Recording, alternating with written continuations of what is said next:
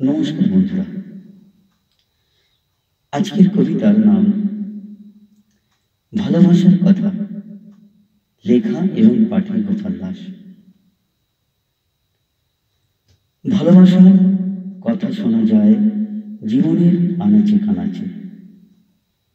কখনো ভালোবাসায় পরিপূর্ণতা, আবার কখনো শূন্যতা, কখনো হাসি, কখনো কান্না, সুখ দুঃখের আসা যাওয়া।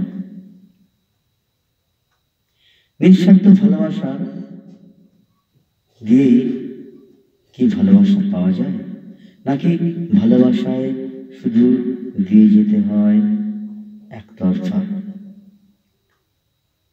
ভালোবাসা কি বিশ্বাসঘাতকতার পরম প্রাপ্তি, নাকি অবহেলা?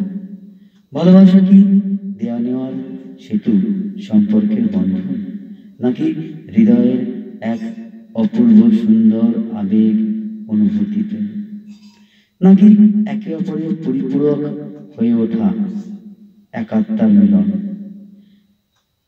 ভালোবাসা, প্রেম কি, এর অনুভূতি, আবেগ, উপলব্ধি কি?